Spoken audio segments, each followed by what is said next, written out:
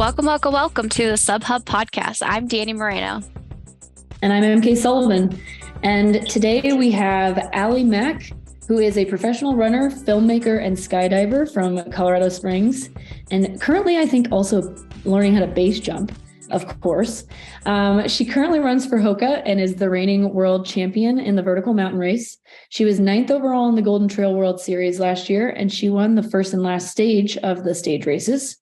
And she set a new record at Mount Marathon last year. Welcome, Allie.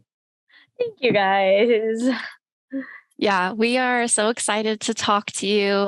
We were just chatting with Allie offline, and yeah, we're all friends and we all compete against each other and do very similar races. And I think from that comes like this sense of respect because we all kind of know what it's like to go into the hurt bucket day in, day out. And also you just had an incredible year last year, and your journey to get there was unique to you, which I think is really special for people to listen about and learn.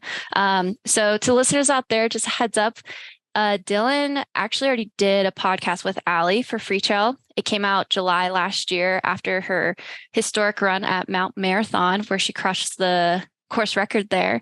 And so we're not going to dive too deep into her past, but we still are going to cover a couple of things. She grew up playing ice hockey and lacrosse. A big highlight is she was 5th at cross country as a freshman for the University of Colorado. And that was the highest any freshman had finished until Allie Ostrander in more recent years. And so, yeah, how do you feel like your background growing up has played into your successes, I guess, more so in recent years? Wow. Just having a little diversity, I think, I didn't start that late, but compared to most people, I started running junior year of high school. And so it was going into college, it was still pretty fresh. But in recent years, I would say it was more, in 15, 16, I was hurt. I was on the U.S. short distance team, 17, 18. And then I was hurt and living in Nashville and doing a lot of other things. And these little breaks that I don't do on purpose, I'm kind of forced into them a little bit, but it gives me so much energy when I come back. And so and 2020 was kind of like a down year for all of us in terms of racing, but it opened up a lot more. That year was a big turning year for me because I had just moved back from lots of crazy stuff in Nashville, and being home, I was just kind of starting over just in a lot of ways in life, and getting back into running, and a lot of stuff was canceled. But running was going well. And one of the things that was canceled was the Pikes Peak Ascent, but they still had the marathon. And so I was feeling good and had done a few longer races. I had never done a marathon before. So I was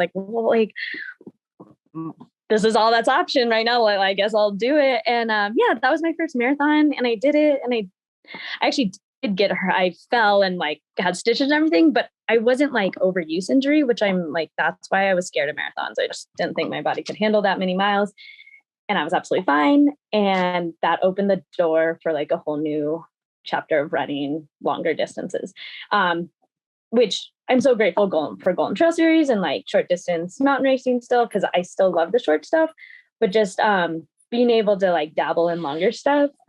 Again, it opened up this whole new world of, more possibilities in the trail world.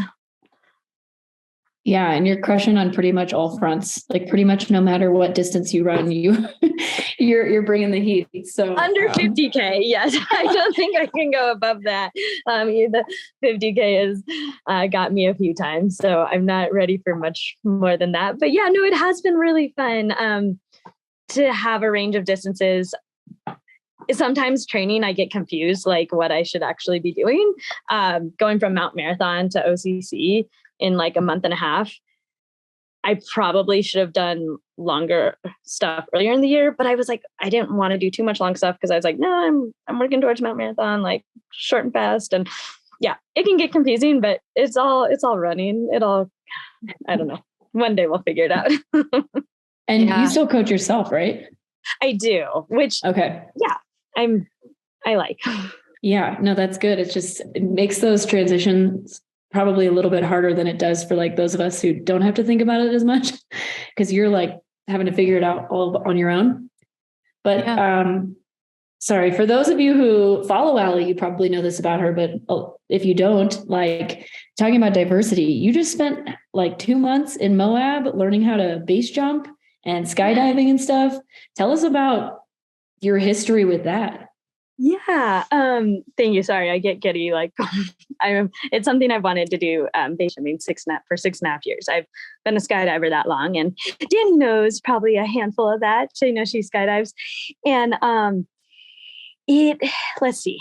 So I got into skydiving in 2016 when I had hip surgery, and I came back from it relatively fast, but I just was not in the like training mindset that year. Like I've healed within 2 months, but I can't explain it. I didn't really feel like racing and competing. And so, I was just doing other stuff. I went on a dirt bike trip out to Moab, did my second tandem skydive and met some base jumpers. And I was like, oh, like, yeah, I've heard about this. Like, it sounds really cool. And they're like, oh, we're going to go hike. You want to come with us? And I did with another friend, and we watched them. And it was one of the coolest, most magical, like crazy things I've seen. And they were so sweet. They waited like an hour for us to hike down. And then I was like, who, what, when, where, how do I get into this? And they're like, oh, you should learn to skydive. So a few months later, I learned to skydive. And then before I know it, like 6 years went by of mixed feelings about it. My parents are super against it. And also like being satisfied with skydiving and running. And then things just came together this year. I got invited out to do a tandem with some friends who are putting together a tandem base jumping company. And a guy was there who I've known for 6 years. I saw him jump in 2016. And he's doing like one of the best courses that's in base jumping right now. Like most courses are like 4 days. He does 2 weeks where we even skydive with our base canopies. We do water training. We learn to pack. Like we go over like the science of everything. And And so I was like, oh, that's awesome. Like I really would love to do your course. And he had one in March. I was like, this is perfect. It's like before races get too busy. And so I learned, and I also learned to paraglide this spring too. But then, so I did that in Arizona, and then I hit Moab, where we did the first week of the course of base jumping. And then we went up to Twin Falls, Idaho, where there's a bridge, the Prime Bridge, and it's legal all year. And I got my first 9 jumps in, and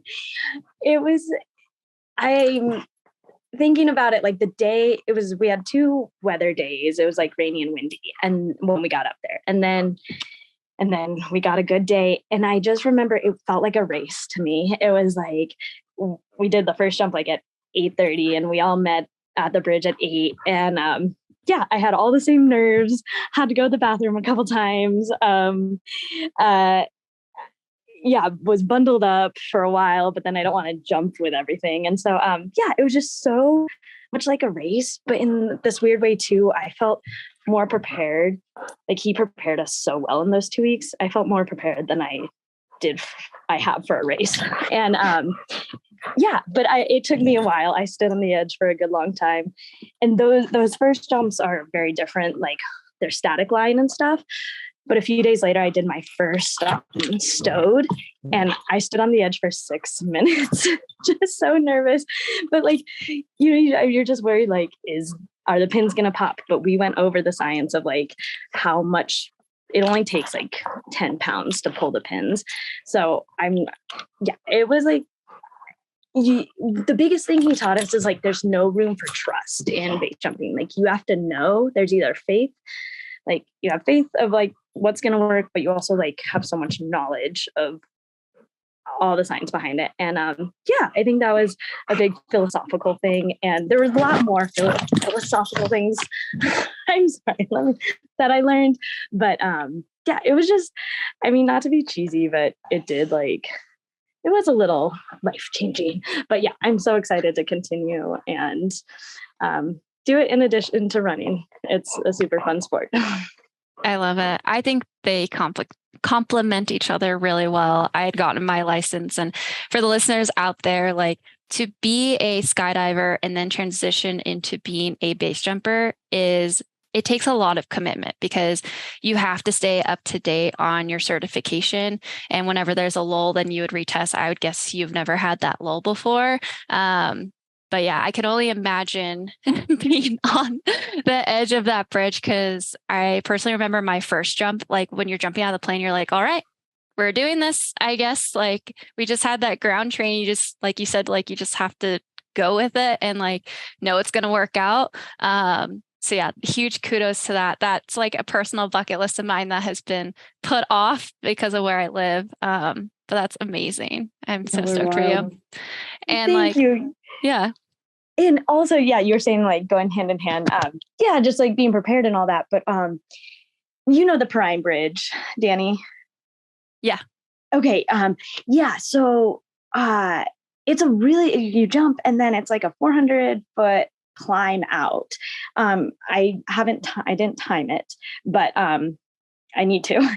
And it reminds me of Mount Marathon a little bit, with even more like handholds.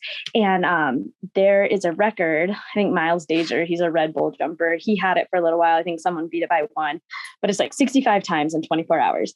And I want to go for it. And so like I've already been like, I have a lot of base jumping friends who are all about it, but then I've like been recruiting some running friends. I'm like, oh my gosh, will you be my crew? Like, I've never wanted to do a 100-miler, but I will do this 24-hour thing.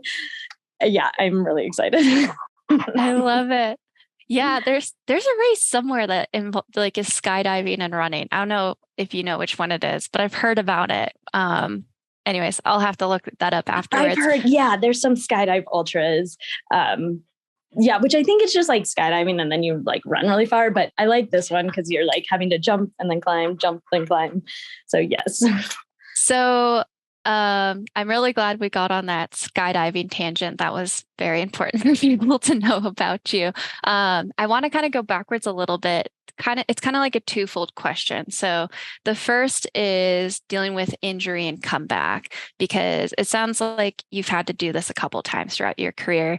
And I think it's really important for people to know like what happened, and then kind of that process of like, why did you come back, and not just be like, hey, I'm done with trail running or mountain running. Yeah, starting with that question, I love the quote of like, once a runner, always a runner. And so that's what, whenever I see people like who have been in an ongoing cycle and they're like really down and just don't think they'll ever come back. I don't know. I say different stuff all the time, but I'm like, even if like, yeah, we are getting older and blah, blah, blah, but yeah, if we're always going to try to run, if not like bike, like that, we just have that an endurance thing in us. And so that's why I always came back. It was like, even like the times I was gone, I was still like running and doing stuff. It just wasn't competing maybe as much. And then during the actual injuries, obviously I'm out, but I find other ways to like, usually I can still hike and I still enjoy being active. But yeah, I think the biggest thing and my biggest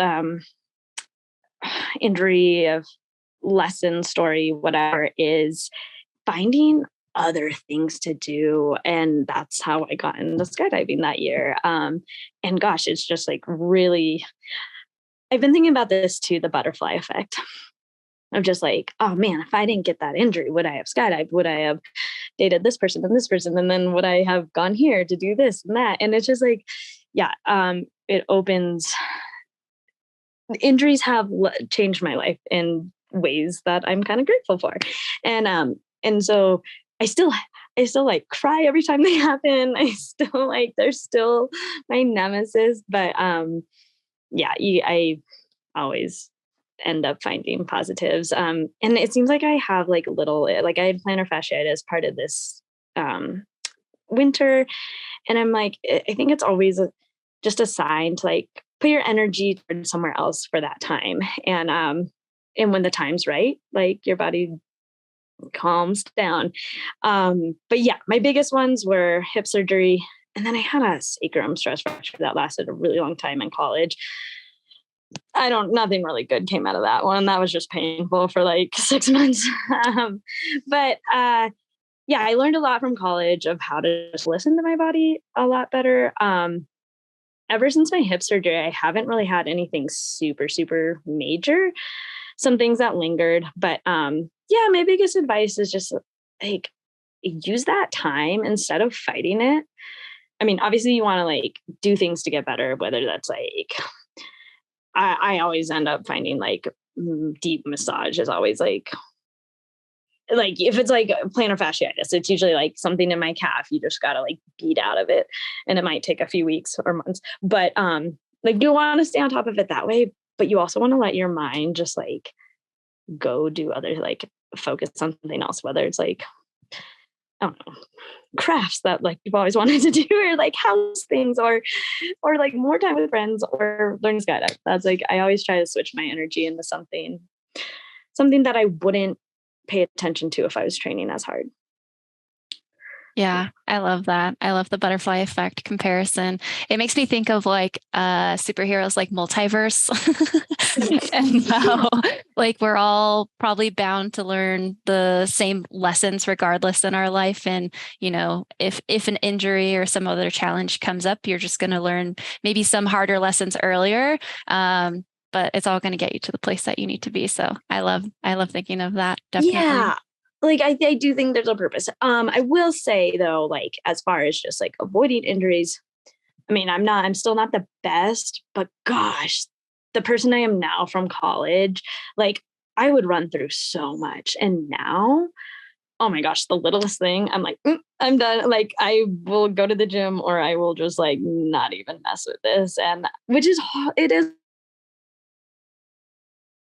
because like when you plan, like you want to like run here or there, do workout, but I've been pretty good about backing off right away. And gosh, yeah, 2 days off versus 2 months off, pushing through it. It's really saved a lot of racing for me. I'm sure that like all of us wishes that we could tell our 18, 19-year-old self, like, just take a couple days off. Okay. Like you'll be fine. Just do it. Yes. But you know what? And that's hard in college, like, especially like I am still thankful for my college experience. And yeah, but I think it was really difficult for me to always be like, speak up sometimes. And honestly, that's kind of why I don't have a coach now. That's one of the reasons is I change it up very like a lot because of how I feel or if something's hurting, and not having to report to someone because like it's embarrassing for me because it happens so often. And I also like I don't run with people a ton. I'm getting more and more I have, but it's like gosh, for a while 9 times out of 10 I end up backing out, and I that's not me as a person, but it's like I have to, the littlest thing is feeling off. I don't, and yeah, and so if I don't have to report to anyone about it, I just go about what I need to do. And I get the work done one way or another, but no one has to know like, oh, this was hurting that day. So yeah. So that's that. I think that's great. I think that's a great thing for our listeners to hear is like, you know, even you who is a world champion, multi-US championship champion, has dealt with injuries and has been able to come back, and you still have much of your career left if that's what you're choosing to pursue. Oh, thank you. Yes, that's nice to hear. Yeah. So since you coach yourself, like what does your training look like? Do you have a 7-day cycle, 10-day cycle that you go through, or do you kind of take the approach, which it kind of sounds like you do maybe, of like, okay, today I feel like I could do intervals, so we'll go do some intervals. Today I don't feel good, so we're just going to take it easy and just kind of go with the flow? Yeah, no, it's in between that. It's definitely, I've thought about a 10-day cycle. Well, I use that for the incline. I usually do 10-day, but other than that, I do have a 7-day, and it's the same that I did in college that I just loved. And a lot of people probably do it out there. It's like, I think it stems from the Lydiard method of long run Sunday, easy Monday, specificity, like intervals, repeats Tuesday, medium distance Wednesday, easy Thursday, and lactate threshold Friday and easy Saturday. And like, I've used that for so long, and like, yeah, I'll mix it up, trails versus like flat and stuff, but it's still the same concept of like repeats or lactate threshold and long runs. Love them. Yeah, and like the incline, people, I don't know if everyone knows, but it's like a mile of stairs in Colorado Springs, and that's a really special place for me. And I'll usually do that. That's kind of like my lactate threshold, that, or tempo, I should say, that's the word. I'll turn that into a tempo, or call that a tempo sometimes, and then sometimes I'll do a flat tempo. But it's generally, yeah, that's my general schedule, and I just plug things in. Nice. And so do you like mix in cross training since you're somebody who's kind of injury prone, or do you tend to do a lot of it on your feet? It depends. I used to. The last year I really haven't, unless something's hurting. I will, if something, I'll turn into gym mode and do the same kind of schedule of that stuff, but just do the elliptical and stair machine and mix it in that. But if running's going really well, I actually stay out of the gym. Except for lifting. I do have like a new little, it's not like heavy lifting, but like box jumps. I kind of started that again last year. I'll do that Tuesday, Friday with workouts. But yeah, I do love the cross training in the gym when I have to. But if things are going well, then yeah, I don't mix it in as much as I used to. Sweet. Yeah, you kind of like spatting off those days. I was just thinking of how many athletes can actually do that and like the different specifics of that. So that's cool you just have it programmed in your brain. That's really impressive. I mean, this is like 10 years or longer than that going on. And it's not OCD, but like, even when I'm like on a downtime, if I'm just like running casually, I still, gosh, that Sunday is going to be longer and that Tuesday is going to be some kind of like pickup. Yeah. Even if it's only 30 seconds, we're picking it up. Yeah. Strides at the end. That's my specificity. I love that. Well, before we get more into like the present, we want to do like a quick recap of last year. You coming back, and would you say that was like your best year ever out of all your trail running years? I think so. Okay. I always said 2014 was my best year. And as years went by, I just thought I would never really be in that shape again, or like have that speed and blah, blah, blah.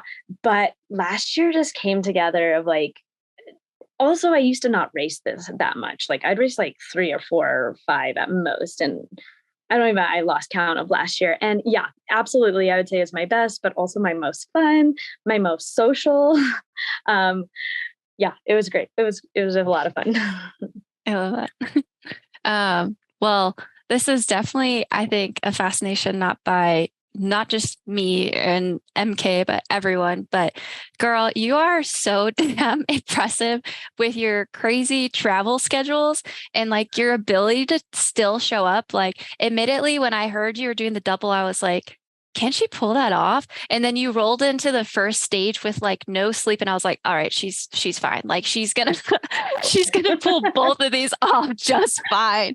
Yeah, she showed up to Golden Trail final, like what was it, like 5 3 hours a.m. in the morning time? or something. Yeah, I think I got in bed at 2 a.m. Yes. Oh my gosh. And then she comes out and just obliterates the first stage, and it's like, okay. Yeah, I was like, she's gonna be fine. Yeah. So we are very curious. Why do you think you're able to thrive in situations where I feel like most people would feel like their confidence is paralyzed? If I showed up, I feel like, maybe I could pull off something, but like that was extraordinary. I'd be so stressed, like showing up the morning up. So where do you think that comes from? I think a lot of it is mental, and I could go back. I thrive off it a little bit. Like I was worried after the first stage. I was like, okay, that was awesome. Like I kind of felt like drunk at the start. But then it was just like, whatever, let's just go. And then I was like, oh no, it's going to hit me. Cause I know like usually travel, like it takes a couple days and then like it hits me. But, the same thing happened at going to OCC. I got stuck in Iceland for 16 hours and that was exhausting, but I was with the people on my plane and we had a blast and I met new friends, and I love stories and memories and crazy stuff happening. But so yeah, living in Nashville, I worked at a pizza place. We like till 1 a.m. some nights, and then would get up and run and do it all over again.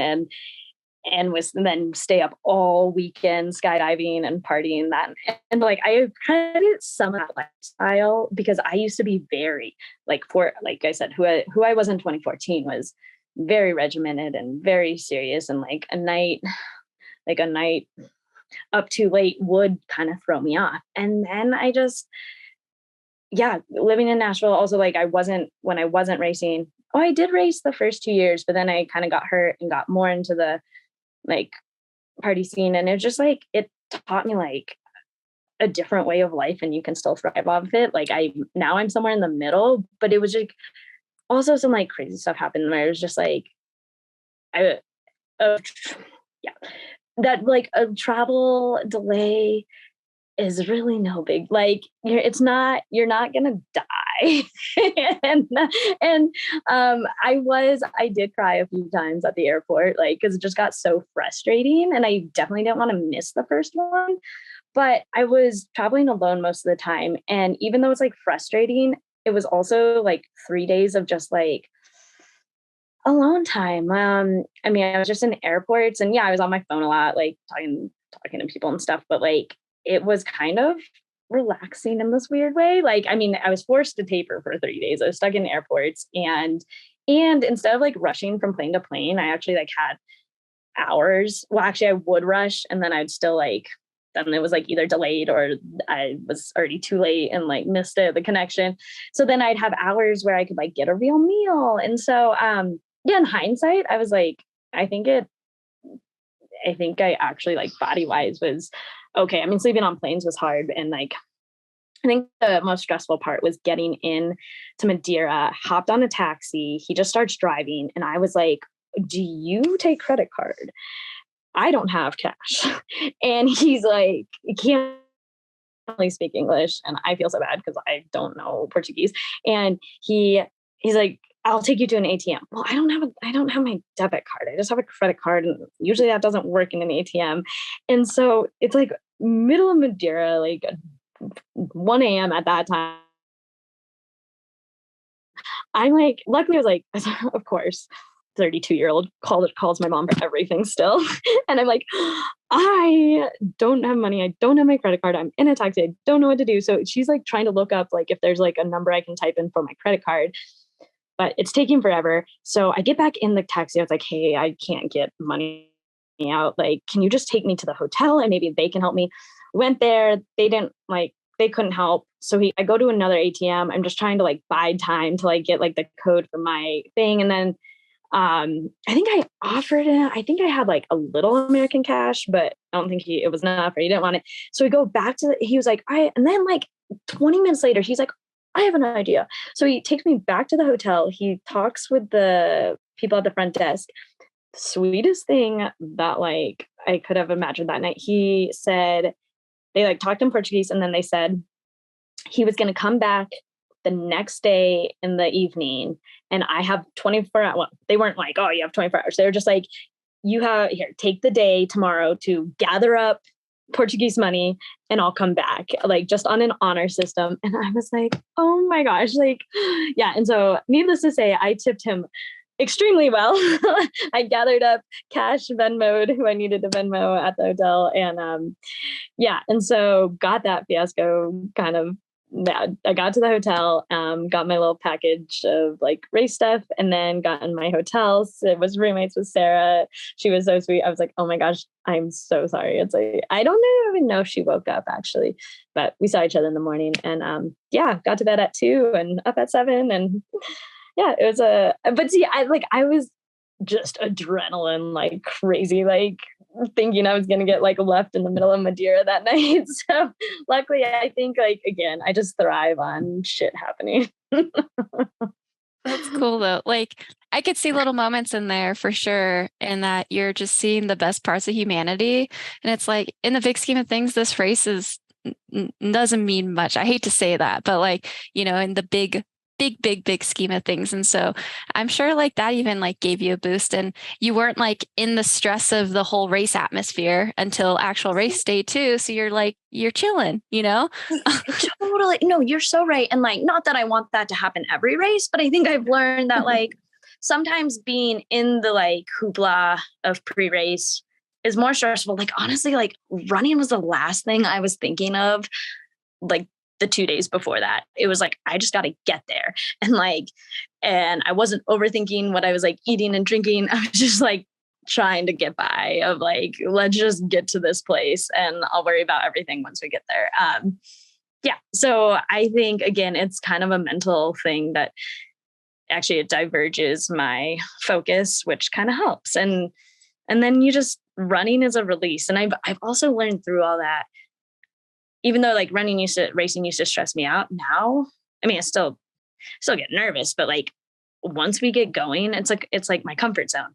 And it's like, I just want this race to start because then I can just go. But like everything that's happening before is just, let's just get it over with. I totally get that. I feel like most of us, are just like so jittery like beforehand. And like as soon as the race like starts, it's like, okay, I've been preparing for this. Like it's going to be fine. And I'm in the zone now. Totally. Absolutely.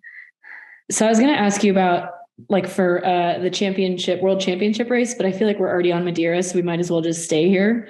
Can you give us like a recap of the Golden Trail final? Because you were like, I don't know when did you decide, I guess, to go for the Golden Trail World Final? Because you didn't come into the races until Pikes, right? That was your first Golden Trail. Yeah. And so I still kind of didn't have a full understanding of what Golden Trail, like how it worked or even what it was. Like it's an awesome group. It's like I love the media team behind it, all of it. But I just didn't know much though. Thank goodness Pikes Peak is on the circuit, because that's kind of the only reason I happened to do it. It was like, Pikes Peak is my hometown. Like I do it a lot. Of course I'm going to race it this year, and it happened to be Golden Trail. And so, I got fourth and then third, the next week. And then they were just like, oh, are you coming to the final? Like, I was like, I don't know. Did I qualify? Like, I don't know how this works. And I did. And honestly, like, I wasn't like, they were talking about it at Pikes Peak. And then after Flagstaff, I like thought a little bit more about it. And then when I started hearing about it, the fact that I could go straight from there to Worlds, if it was far enough away from each other that I would have had to come back and go back to Worlds, I don't think I would have done it. Also, a humongous part, I will fully say, of like why I went was like how much fun I had with the people after the race. It's a really, really fun atmosphere. And so I was like, of course I'll come party some more with you guys. And I was a little sore after Flagstaff. And so it took me like a week to decide. And then I was fine. I was like, yeah, this could be really fun. Let's do it. But I was very adamant about not running all five. I'm like, I can't do that. But yeah, I was going to make a joke, except because of plane problems, I didn't make it. But if I was in a pre-race press conference, I was going to act like, oh, I just came here for the time trial. I'm just vacationing the rest of the time. I just came to run a 5K. Yeah, you like Madeira sounded pretty. I'll just hang out and race 4 miles. But no, I did more than that. But it was for the experience as well. Yeah. And I feel like coming into the series later probably takes a lot of the pressure off as well, where like you haven't been in it all like since May, like with Zagama and stuff. And so you're just like, oh yeah, I'll do it. Like, What's another race? Exactly. Yeah. And I will say Pikes Peak was awesome. But and like that was one of the questions. They were like, what's the difference? Like you didn't even podium at your home course and then you come out and do really well at the final. And I'm like, wow, they were a couple months apart. Like, well, they weren't, they were like a month apart. And I was like, I did have some really good training in October, and I was coming off having bonked at OCC and like probably a little tired at Pikes Peak. But I think the bigger factor was like coming into the series when there is this whole group of, especially the Europeans, but even like the Americans who have been doing it. And even though like I had a lot of fun pre-race still, like meeting people, I did feel like just like an outcast, and like, which is fine. But I think I was very intimidated. And I mean, the race went well. I felt good and stuff. But I think just the more you're racing the same people and the more you feel part of that group, like confidence goes up a ton. So yeah, Pikes Peak was fun, but I'm so glad I know everyone now. I feel more a part of it, and yeah, it makes it better. Yeah, I can definitely relate to that. My first Golden Trail race was Mont Blanc Marathon, and Dani knew like everybody there, and I was like, I have my friend Helen here with me and my partner Chami, like, right? And like, hi guys. Yes, and everyone's so friendly, but it is kind of a breakthrough. And that's what I try to tell other people who are, they might think it's cliquey or whatever. I'm like, yeah, it does feel like that. But I promise you, like, you just got to immerse yourself in it and have a few drinks and relax. Yeah. By race 2, you're in it. Yeah. I think there's also like a sense of camaraderie that isn't intentionally trying to be cliquey. It's kind of just like, especially the people that do just those races, they see each other 8 times a year, and they're like, we're doing this, like, this is what we're committed to. And so, yeah, no, I definitely felt that as well. My first Golden Trail race in 2021, I was just like, hi. Yeah. You want to be friends? And Dani, I want to say, like, from my perspective, like, you were definitely what's the word? Like a forefront person for all of us in the US, like, cause you were doing them like well before me and stuff. And I was able to like see you doing them, and I still didn't understand it, but it really opened my eyes and opened the door to what it was. So good job. Thank you. Thanks. I appreciate that. I'll even extend it further to Rachel Drake in the 2020. She also amazing. did that. Yes. That's really exciting.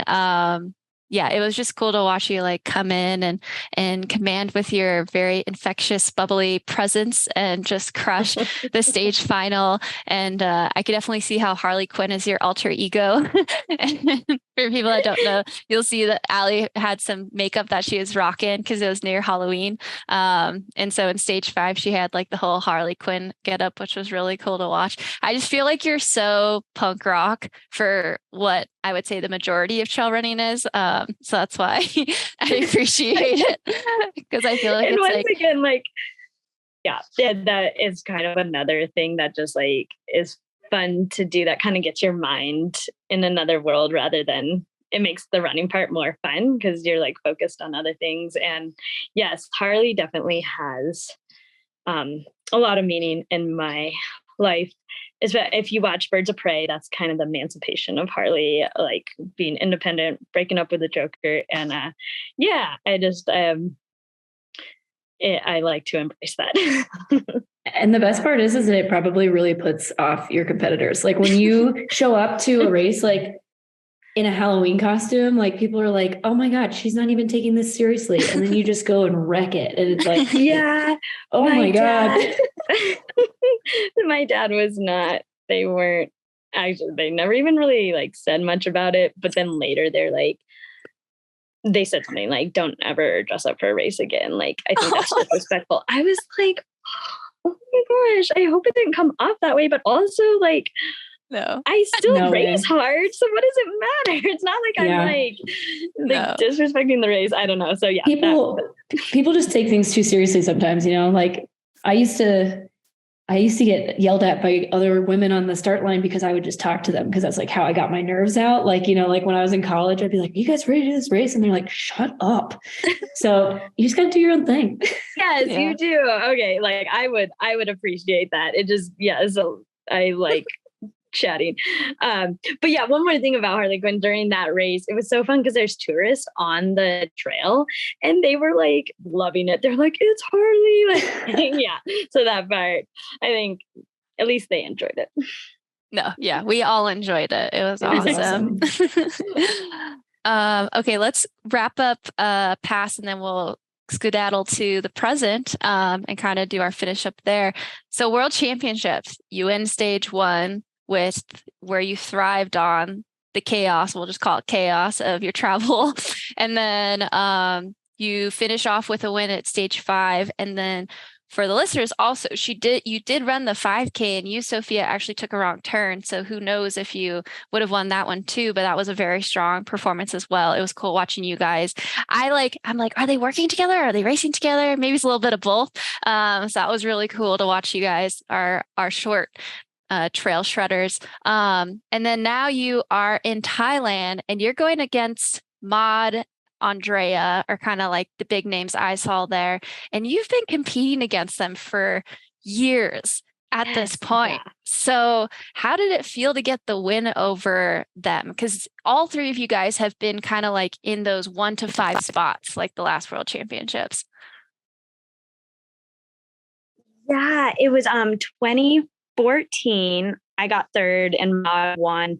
And then in 2017, Andrea won.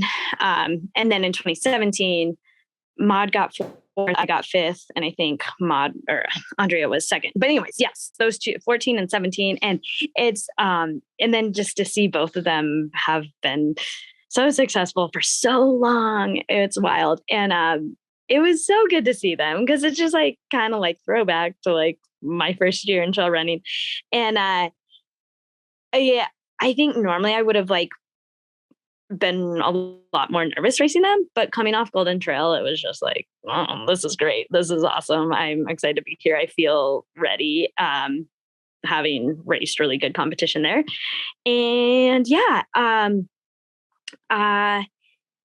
as usual, actually, Maud and Andrea didn't take it out too hard. I was with a few other girls. And then I think once we hit the trail, like a mile in, I took the lead and kind of didn't see them. Like I once I was pretty close to the finish, I did hear cheering behind me, which like made me super nervous. And then I think I heard Andrea's name.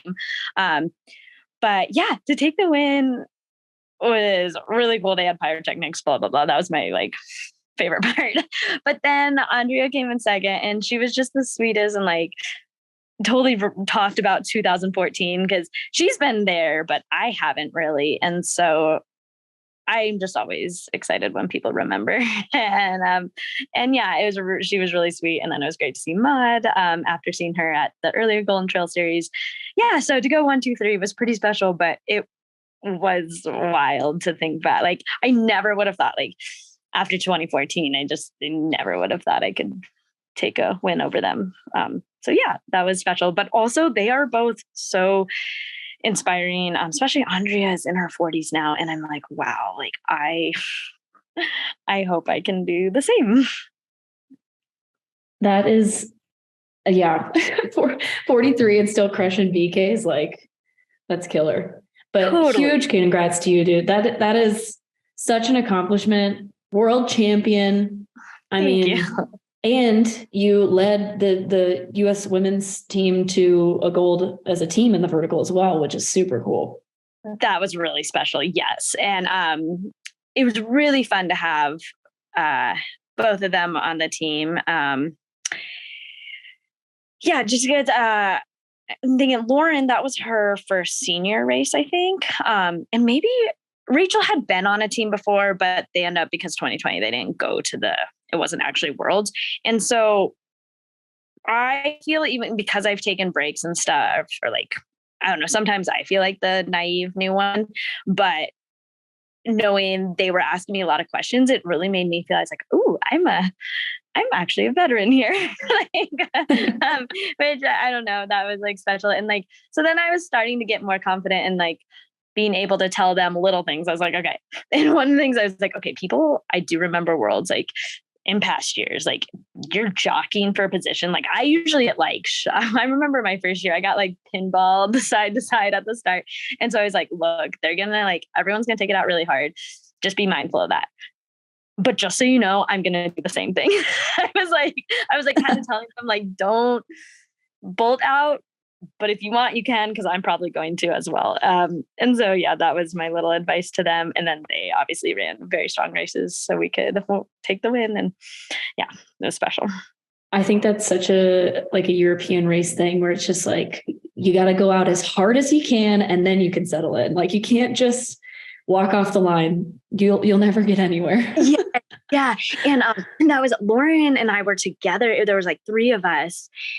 And it was great. She was right behind me and I could hear it, like when people were cheering for us, it was like Allie and Lauren. And so it was like great knowing she was right there. And then I think we kind of started to separate, but she was so funny. She was like, yeah, I was behind you, but I was kind of losing you, but I wasn't letting anyone pass me so no one could get to you. I was like, yes, that is teamwork. Yeah, you got to hold the elbows, you know? Yeah. I love that. So yes, I need to credit her more. That's so cool. It's pretty cool with those, like these next gen. Obviously, all of us were NCAA athletes, but I think there is something to say for NCAA athletes who have that cross country experience and you know what it's like to fight for points and like throw your body down. And so the excitement of like even more of those athletes starting to come into sport, that they'll know how to put the elbows up, make sure no one catches our champion. I think it's really, it's something that I think needs to be learned like through experience. It's not something that's always like inherent. Yeah. And the whole team event, like Golden Trail Series was so fun and Worlds was so fun. But yet they were so different. And there's something about Worlds with everyone, just like, it was honestly, my expectations were low coming off Golden Trail Series. Like I was excited to go to Worlds, but I was like, man, that was just like the time of my life. This is going to be hard to top. And then the first day I get there and like roll up to the hotel and you start seeing like country teams walking around, you just, that giddy feeling comes right back. You're like, oh yeah, this is cool. This is cool. So yeah, I think we have a lot of both Golden Trail and Worlds like are very special to me in their own ways. And yeah, I'm glad we have some cool stuff going on in the sport for sure. Well, congrats again. Thanks. And so when this episode comes out, it'll be like a week before the Sunapee Scramble. And you won't be racing the vertical race because you have already qualified by being the world champion. But you are going to compete in the up-down race. But my first question for you is actually, what advice would you give to athletes who either just don't have as much experience as you or are new to these U.S. mountain running championships for both the vertical race and the up-down race? Yeah. I think the biggest thing is like, no matter what your background is, like if you enjoy trail running and are competitive in it, you have a chance. Like, I think coming off NCAA cross country and track, like just having that speed can transfer very well into short mountain races. And it's really like, yeah. So that's my first thing. Like, don't discount, even if you don't have a lot of background in trail, but you enjoy it and you have good speed, like that can transfer a lot, which actually makes me very nervous because, there'll be some very fast girls this year on the roads and on mountains, which I have not done roads in years. I mean, I train flat and stuff, but yes, they definitely have some speed that I could probably not show right now. And yeah. And then like, gosh, I'm trying to think of other advice. Kind of like, yeah, you just be competitive about it. People at championship races, they do go out hard, but if you're smart, like uphill does swallow a lot of people. So if you're smart on that uphill at the first couple miles, it can save you later for sure. And that's, I think that you are downselling yourself a little bit on that. Yeah. On that speed still. That's just my opinion, but well, you're a mountain girl. If you were on the rivets, you would be crushing it. I have no doubt about that. Okay, thank you. I appreciate that. I do enjoy fast running and just I feel like it's a lot harder on your body. So I haven't like fully trained for like a road marathon. But also that compliment was nice. Like I think right now my confidence is a little rattled. Like coming off last year, it should be great. But having spent the last 2 weeks base jumping, which I've always wanted to do, and just like, and then I get home and I was like, oh my gosh, there's gonna be so many good girls at this race. Like, what have I been doing? But no, it's the last week has been great. Well, like always, it's not just this training cycle, it's every other training cycle before this. And you also have last year that you're catapulting yourself off of. And I will say from my perspective, my first US race, you just like took off. And I was like, what the heck? Like I had never experienced anything like that because I had done some like local trail races and I was like, yeah, I should be pretty competitive. And you just like changed my perspective on the sport within like 20 seconds. I was like, how is she already up there? And I'm down here. So I definitely think there's something to say too for like knowing how to race this. And you've raced so many uphill races that as soon as you get there, you're going to know what to do. It's just like second nature. Yes, actually, yes. Thanks for that reminder too. Like, after living in Nashville and doing my first mountain race, I like wasn't doing as many hills. And then I remember thinking like, as soon as we started going uphill, I was like, oh yeah, this is what I love. Like you don't, it doesn't go anywhere. But yeah. And like I did, I know I just said like, be like uphill swallows people, so be conservative. But at the same time, if you can go out and hold it and just get in a rhythm, like fast rhythm. And that's kind of what I did at Worlds. It was like, I was actually like, just kind of waiting for my legs to like, be like, and it never really happened. And so like, you just kind of get in that metronome and like, just don't hike.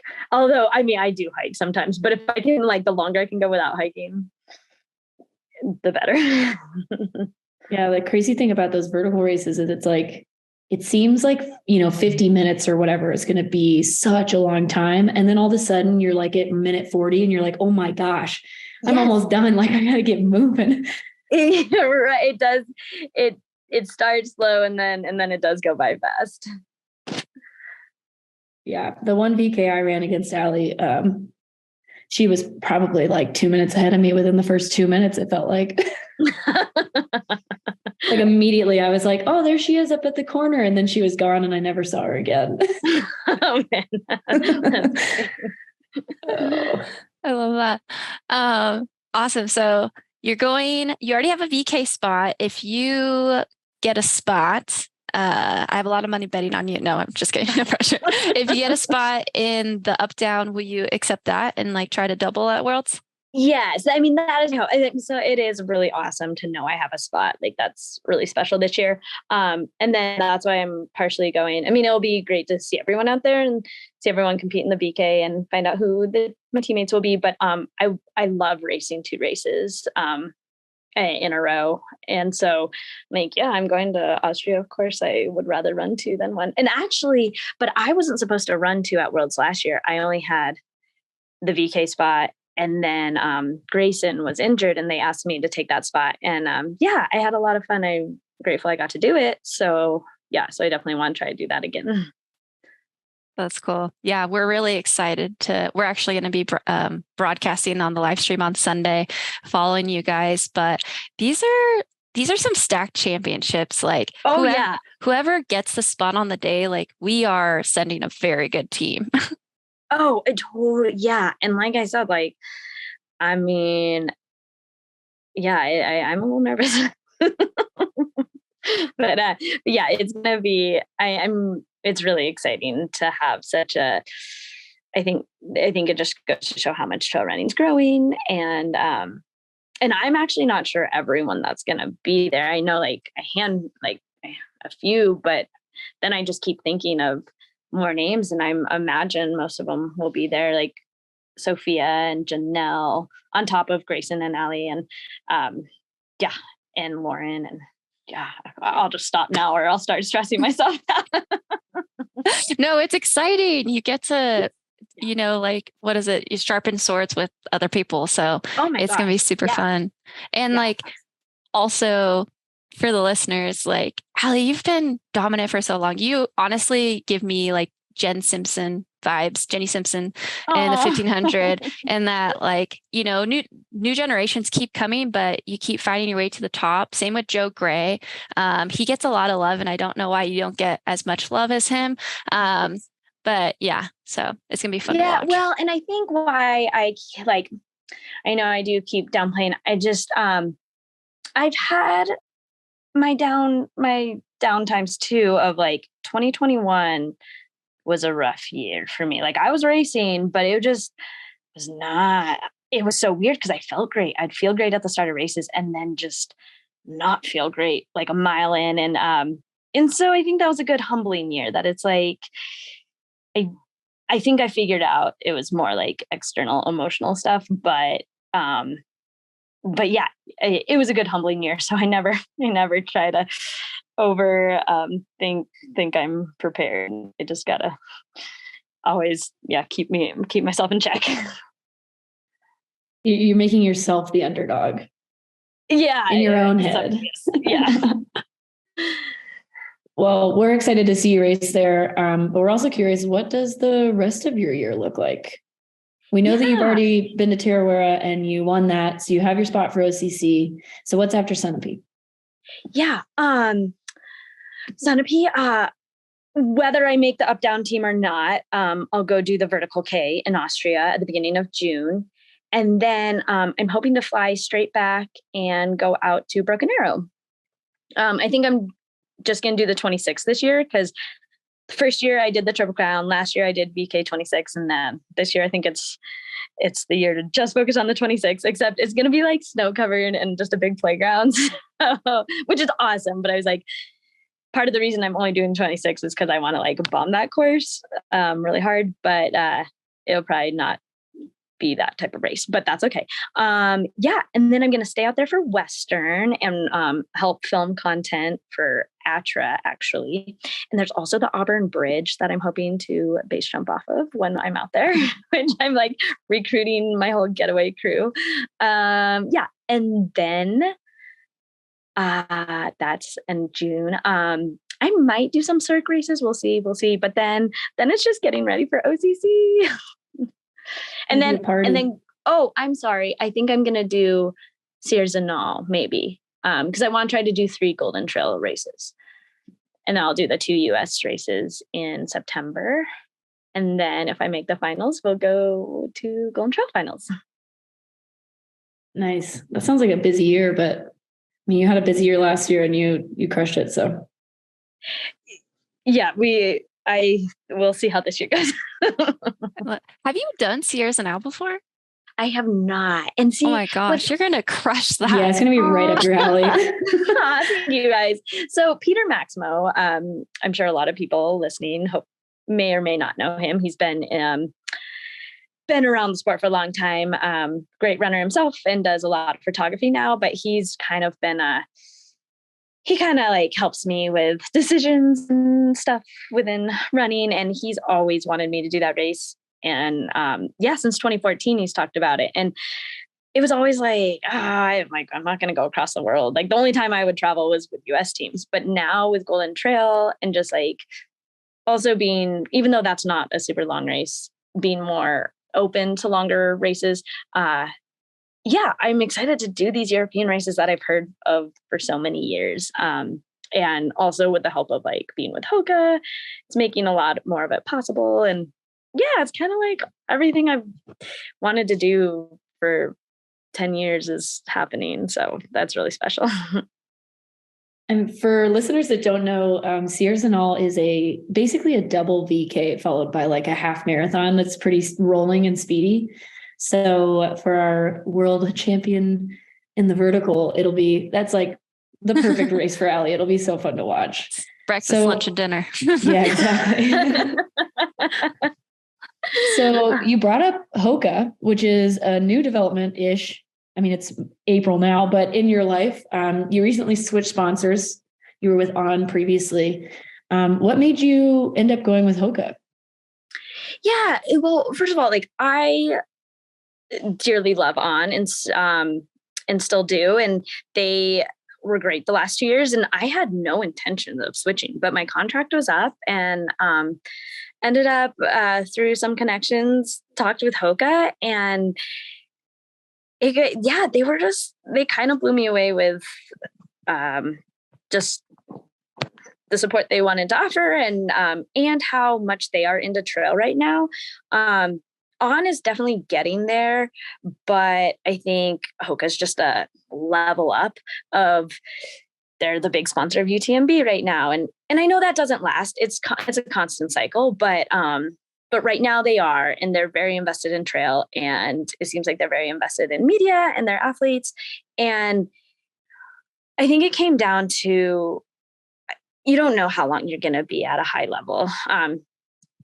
I mean, running is a relatively fragile sport of like whether your injuries are getting older and blah, blah, blah. And even though I think ultra running, I'm still below like the prime age, like we should have years, but you don't know. And so like, since last year went so well, I was like, I need to capitalize on this. And and Hoka was just like offering a lot. And I really enjoyed the people I got to meet through the process. And it was a very, very hard decision, but I was very excited to announce that I joined them. Yeah, the fly Hoka fly thing. I thought it was so great that they like used the Hoka's thing is fly Hoka fly, and then you have Allie Mac who's literally flying through the air. And it's like that was perfect.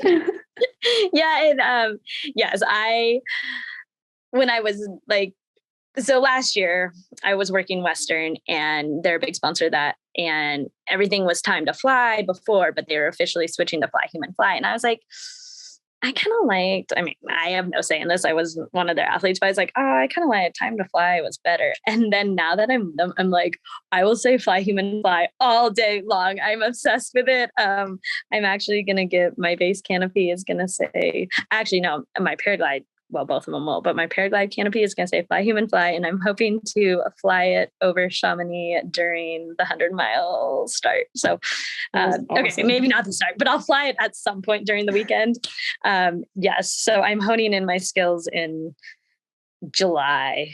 Like I have my P2 rating, but I definitely need to brush up before Chamonix, and then I'm going to fly that wing. I love that. That would be amazing. Okay, we have like a couple of like short form questions left for you to kind of finish out what has been for me personally like a very inspiring podcast so far. Okay, what is the worst experience you've ever had in a race, and like what happened? Like, did you poop your pants? Did like fueling go wrong and you just bonk out of your mind and black out? Well, let's see. I have had to poop. I've been on my period. That both happened at Tarawera. I have fallen. I have had blood. I have bonked. But let me tell you, all those, it kind of goes for like, you could call it the worst experience, but honestly, they're some of my best memories of like getting like, they're so memorable. So I will keep this story as short as possible, but I think my absolute worst race experience was GoPro Mountain Games 2021. I'm like, it's hard to talk about, but I was with a boyfriend that I was very off and on, and getting there, I was just like on edge of him meeting a lot of my friends because like they knew it was off and on. It was just awkward. And I know he could feel that pressure, and things were just not good.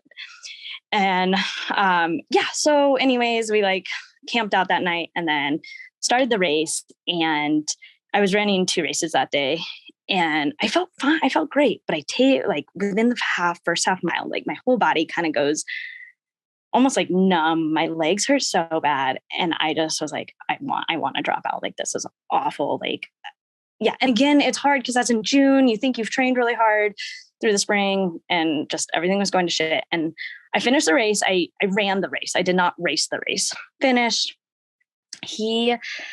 I'm embarrassed to see him and I'm about to cry. And he starts smoking a cigarette, which sometimes I like the smell of, but sometimes I was like, can you please not smoke right now? And then he got like all upset about it, like goes to my car. I go to my car.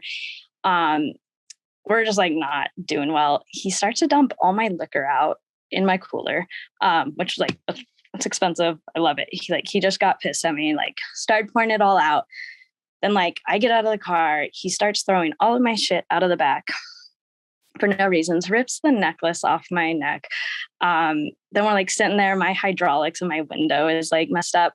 And he like purposely like hits me on the head with it twice. And like it was very, okay, like, sorry, this is like deep, but it was very bad. And like a few people like that I knew like were in the parking lot, but they just kind of like, I didn't want to talk to anyone about it. It was like, I was very embarrassed. So like, then I just like, he stayed in the car. I went, I saw a few girls I know down in town, just like tried to like, I probably cried a little bit, but I didn't want to tell them what was going on. And so I like went to a cafe, end up not eating because I just like, so basically I hadn't eaten all day and then I still had peppies to do. And so then, yeah, I didn't eat all between that. And then things are still weird. He was like texting me shit, but then I go out to Pepe's and I was like, all right, we're just gonna do this. I came up to this race, like hoping to make money. I'm not going to like leave and having like, I bonked the first race. But yeah, so then I went out and I won Pepe's just out of like pure like stress and angst. And yeah. And then after that, I bought him a $400 ticket to fly home, drove to Denver in silence. And I cannot go back to GoPro for a while after that debacle. So yes, that was my very worst race experience. Yeah, that sounds like it. Yeah. I don't know that I was gonna say something, but we may have to bleep it out. So screw that guy. Yeah. and thank God, hopefully you never talk to him again. Yeah. No, it took me like another year to learn that, but I have realized like that was it showed me how much like emotional, and that was 2021. And I had a lot of just races where I'd go out in the first mile and it sucks because like you feel good. I learned like I couldn't trust my body because I would feel great like going into it. And then in the first mile, just want to drop out. And that happened almost every race until Broken Arrow that year. And so like Broken Arrow holds a near dear spot to because that was a turning point for me. And to have done the Triple Crown, like, and not gotten injured. So anyways, I kind of use that. I don't talk about all the details too much, but when I talk to people, it's like outside, like emotional stuff, like can really, I think, affect like performance even. And again, I'm like frustrated because you can't always trust, like you're in survival mode. So like you have adrenaline, you think you're feeling great. You're going to go in and like, I have all this energy. And then you start going and like everything's shutting down. So yeah, I really learned that. And I think ultimately stuff like that is why I can thrive better with like travel delays. Cause I'm like, this is nothing.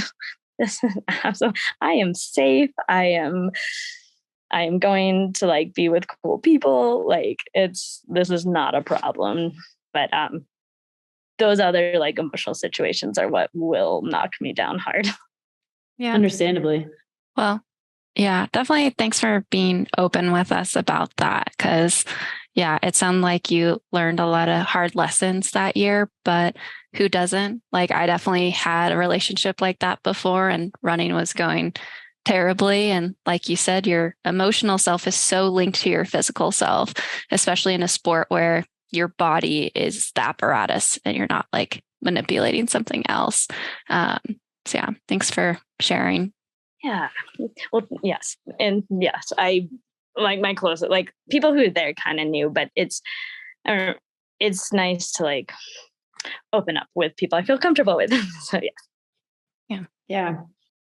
Well, virtual hug. Yeah. Yeah. Virtual hugs. And hopefully the worst thing that happens to you from here on out is that you just maybe bonk or Yeah. something. Yeah, right. And I'm not wishing a like, bonk upon you either, Yeah. because that sucks too. and again, like, okay, OCC, like, yeah, that sucked and was embarrassing, but like, what a memorable experience. Like, I love to laugh at it, and I love to, and I was uninjured and actually felt really fresh the next day. And I was like, okay, this is great. Like, life's not bad. Yeah, you gotta take chances. So. Yeah.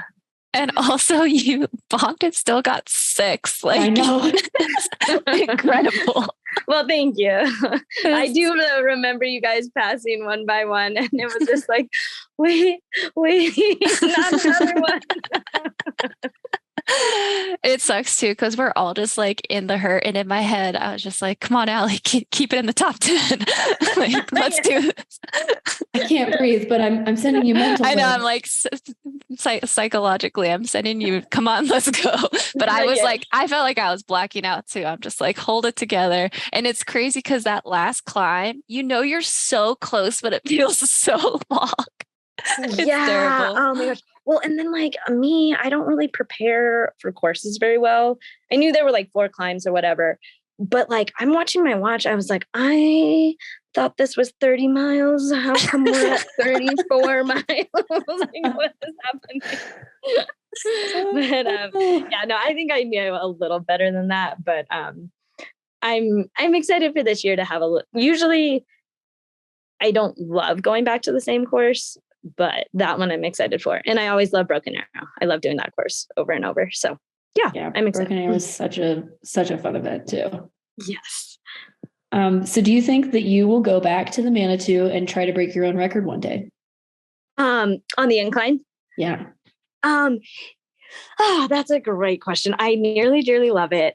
I got in the 21, like, what was I think it's 21:01 was my best last year, and which is like a minute off my very best. I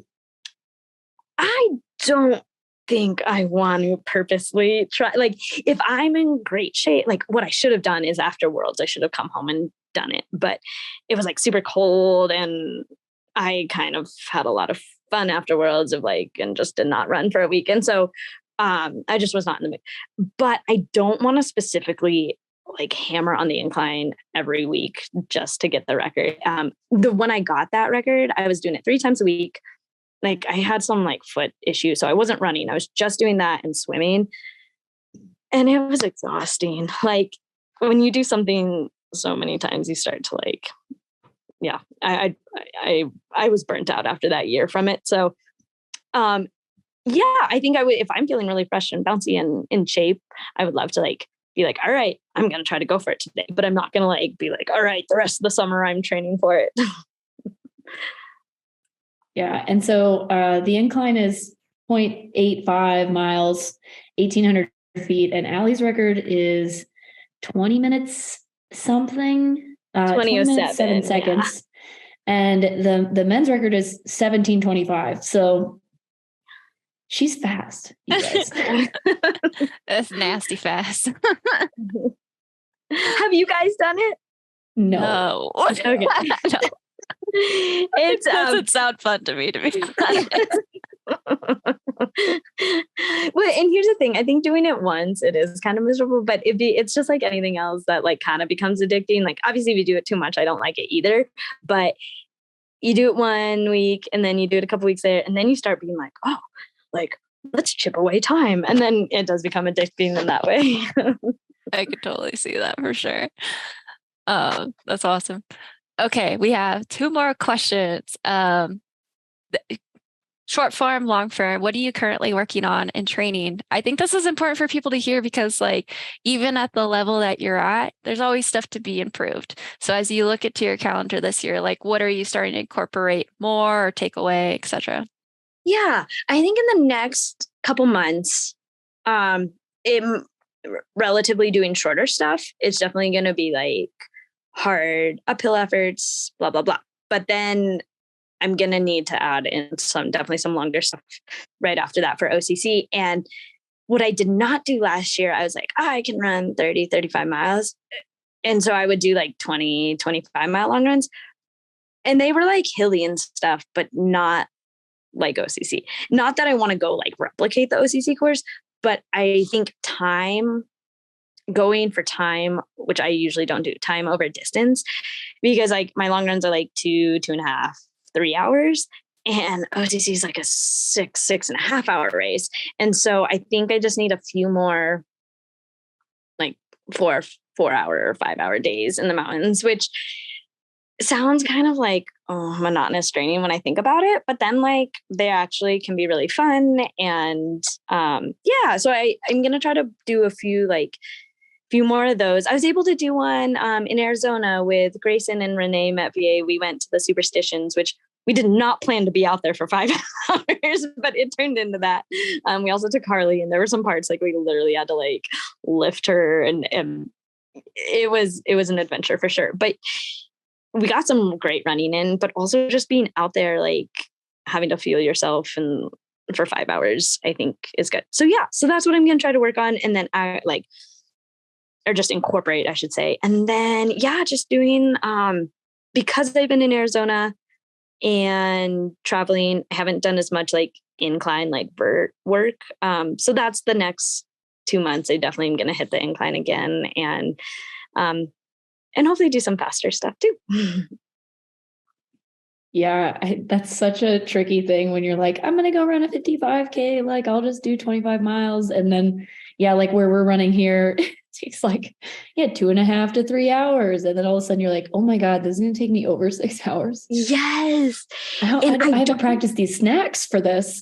Right. And see, last year, I think people always assume nutrition, especially with me, because I don't eat a ton when I race. I mean, I do, but like, in relative to other people, I find out like I don't take as much, but like I'm positive I did very well with gels that race. I think it was water and just not training time. Cause like, it was kind of like that, like 4.5, 5 hour mark that it was like, boom, like you're starting to bonk. And so I'm like, I don't think I was prepared for the time. But then it's hard. Yeah. Like training, it's like, do you go run hard for 5 hours, or do you do like a run, hike, mountain adventure? I don't know. We will figure that out.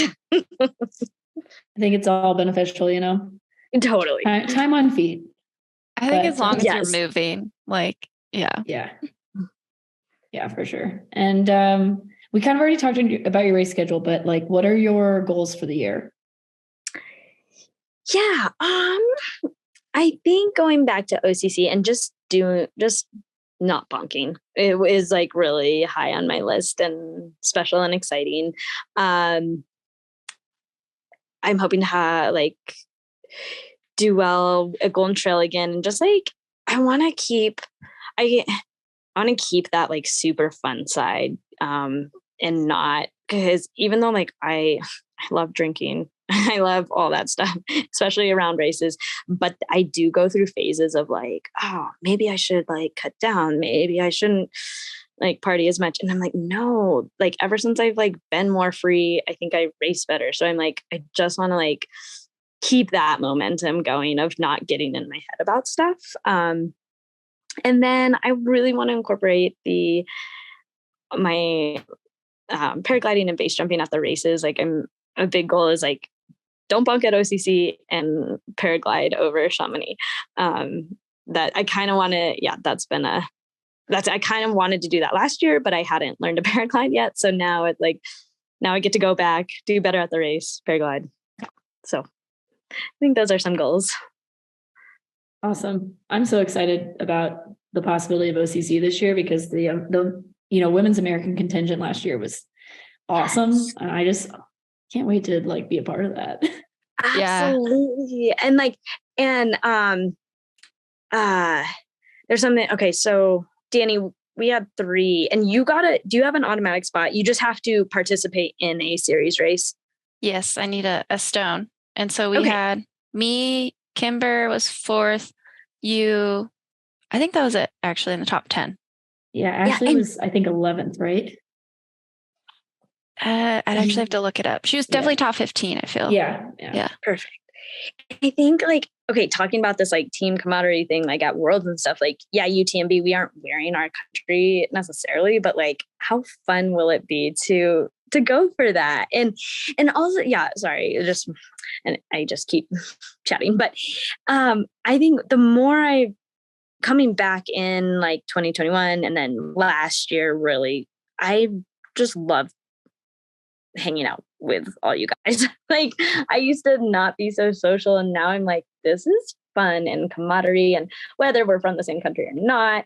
But I think OCC, like, oh yeah, like now that like last year, I feel like I didn't know a lot of people. I mean, I knew you guys, but I wasn't like super close. But now I'm like, okay, yeah, we can like go to the starting line together and we can be ready to roll. And yeah, it's going to be really fun. Yeah. No, I'm super stoked for it too. I mean, all of us three will be there. I've heard maybe Jennifer Lichter is looking at it. Who are the other? I've heard other people going for it. So yeah, it would just be so nice to, how many can we get in the top 10 and the top 5? And even though we're not on the same team, it's just cool to be like, yeah, American, because I feel like there's been a focus like on American ultra runners, like who's done well at UTMB, right? And then CCC started getting a little love. And then last year, I feel like OCC started getting a little bit more love and just showing that like we can represent in like that middle sub to ultra space, middle ultra space as well. Absolutely. And you know what? It's funny how easy I can be persuaded, to be honest. Cause like at the end of last year, I was like, OCC was cool, but like there's so many other things. I don't know if I want to do it again. And then I was talking with someone and part of it, I was like, I just feel like it's like the baby race, like, UTMBs, like the race. And then talking to multiple people, they're like, who were there, they're like, no, you know how fun OCC is? Cause it's happened so quick in a day that like, it's so fun to follow, blah, blah, blah. And then talking to more people, they're like, no, like all of these are pretty equally a big deal. And I was like, okay, I'll try. But then I was like, oh my gosh, how do I gotta qualify? And then I was like, I did Tearaware and like, okay, just get that done. And yeah, I'm so thankful, slightly short. I know 50K is still kind of long, but I'm so glad there is attention being brought to shorter races. Because not just because that's what I enjoy better, I think that's a whole level of intensity that should get more credit, and it's coming. Yeah, that's why we've been given the 50K distance some love, because technically it's an ultra, but people kind of rag on it a little bit because it's not 100K, and we think it's an insane distance where you're pushing the entire time on like such a different level. I remember like at mile like 13 or something when I was still feeling good at OCC. It was like a downhill. I was feeling fresh, running pretty fast. And I remember in my head, I was like, okay, this is awesome, but I will never run a 50 miler until I can keep this pace for 50 miles. Like, I don't want to run slower than this in a race. Like, obviously you have to like hike up, but I was like, there's something about running that's really special to me. And so I'm like, I know that's like probably never going to happen, that you can hold the same pace in a 50K as a 50 mile, but it was just something I was telling myself is like, yeah, like master this distance before you move up. Yeah. Well, thank you again for joining us. This has been a lot of fun. I feel like we could keep talking for like 2 hours. For sure. So we gotta close it out today. But do you have any like last shout outs? We'll link your Instagram bio so people can see you jump off of things. We're sad that Harley had to leave the picture, but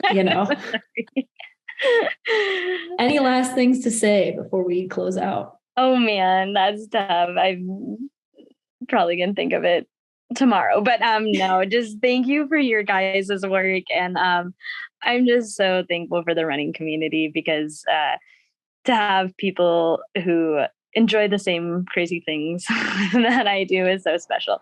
And I can't wait to see everyone and party with everyone at all the races. I love it. Yeah. Thanks for being so open to Allie. We appreciate it. Yeah, we'll be cheering for you all year long.